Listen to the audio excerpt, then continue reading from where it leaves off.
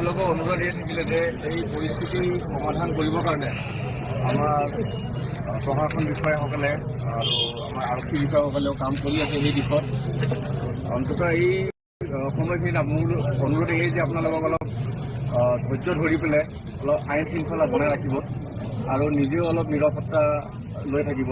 আৰু মোৰ অনুৰোধ এয়াই যে গোটেই অঞ্চলবাসীক যে আপোনালোকে উত্তেজিত নহ'ব। আমি সমাধান অতি সোনকালে আমি সমাধান পাম। আমি সমাধানৰ দিশত আমি কাম কৰি আছোঁ। আপোনালোকৰ মোৰ অনুৰোধ থাকিলে যে আপোনালোকে আমাক সহায় কৰিব আছে।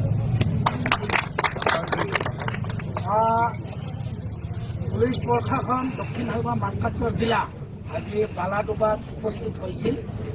আমাৰ অসম মেঘালয় যি সংকটময় পৰিস্থিতি তাৰ বুজ লৈছে আৰু কেনেকৈ তাৰ সমাধা কৰিব পাৰি তাৰ কাৰণে আশ্বস্ত কৰিছে ৰাইজক।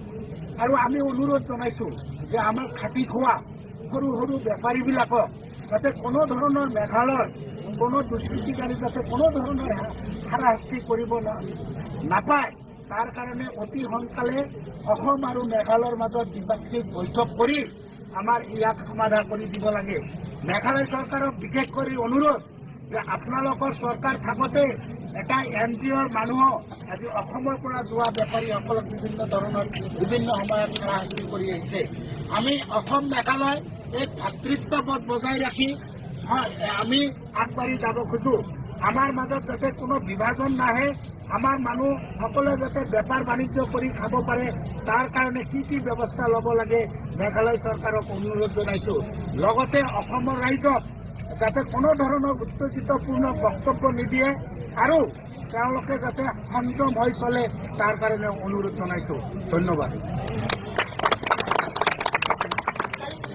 আপোনালোকৰ অনুৰোধ এই থাকিলে যে এই পৰিস্থিতি সমাধান কৰিবৰ কাৰণে আমাৰ প্ৰশাসন বিষয়াসকলে আৰু আমাৰ আৰক্ষী বিষয়াসকলেও কাম কৰি আছে সেই দিশত।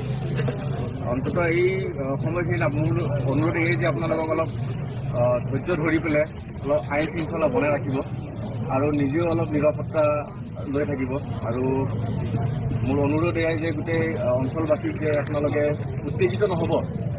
আমি সমাধান অতি সোনকালে আমি সমাধান পাম। আমি সমাধানৰ দিশত আমি কাম কৰি আছোঁ। আপোনালোকৰ মোৰ অনুৰোধ থাকিলে যে আপোনালোকে আমাক সহায় কৰিব আছে। পুলিচ প্ৰশাসন দক্ষিণ হালমা মানকাচৰ জিলা আজি বালাডোবাত উপস্থিত হৈছিল। আমাৰ অসম মেঘালয় যি সংকটময় পৰিস্থিতি তাৰ বুজ লৈছে আৰু কেনেকৈ তাৰ সমাধা কৰিব পাৰি তাৰ কাৰণে আশ্বস্ত কৰিছে ৰাইজক।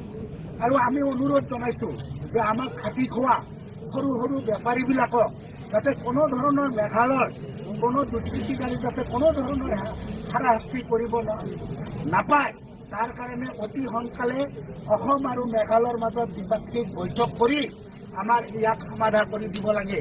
মেঘালয় চৰকাৰক বিশেষ কৰি অনুৰোধ যে আপোনালোকৰ চৰকাৰ থাকোঁতে এটা NGOৰ মানুহক আজি অসমৰ পৰা যোৱা বেপাৰীসকলক বিভিন্ন সময়ত হাৰাশাস্তি কৰি আহিছে।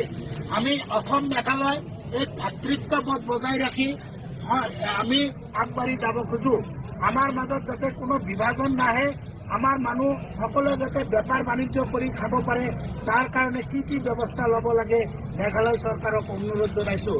লগতে অসমৰ ৰাইজক যাতে কোনো ধৰণৰ উত্তেজিতপূৰ্ণ বক্তব্য নিদিয়ে আৰু তেওঁলোকে যাতে সংযম হৈ চলে তাৰ কাৰণে অনুৰোধ জনাইছোঁ। ধন্যবাদ।